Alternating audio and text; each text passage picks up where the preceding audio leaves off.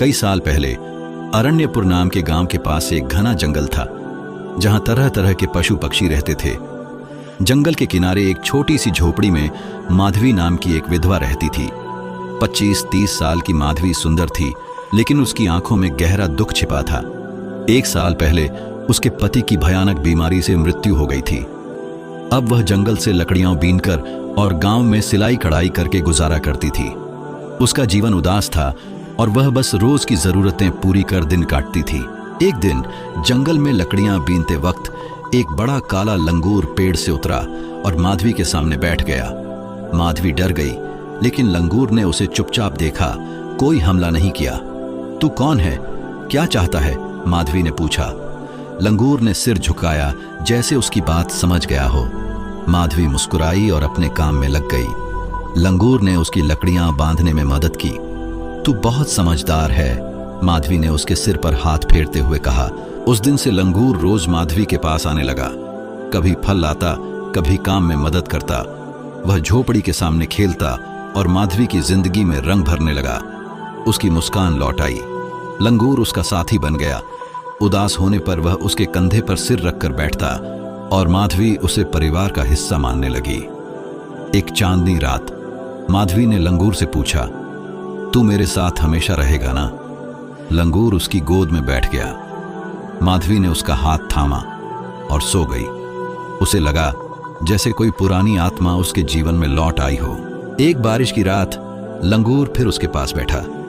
बिजली की चमक में उसकी आंखें चमक रही थीं। माधवी ने पूछा, क्या तू हमेशा मेरे साथ रहेगा? लंगूर ने उसकी गोद में सिर रखा। माधवी की आंखों से आंसू बहे।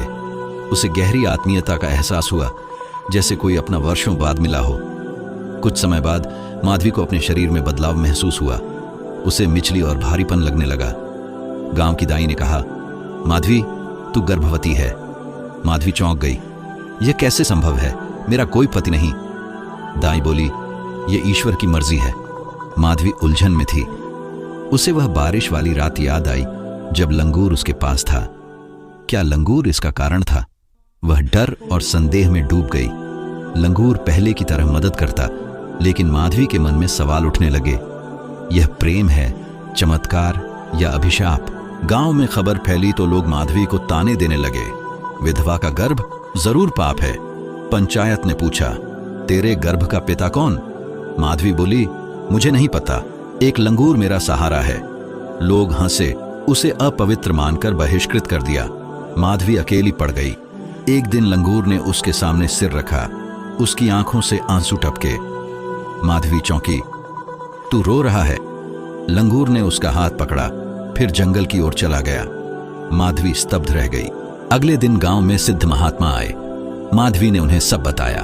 महात्मा बोले, वह लंगूर शापित आर्षिपुत्र था। तेरा निस्वार्थ प्रेम ने उसका श्राप तोड़ा। तेरे गर्भ में विशेष शक्ति की संतान है, लेकिन अंधकार की शक्तियां इसे नष्ट करना चाहेंगी। माधवी डर गई। वह लंगूर कहां गया?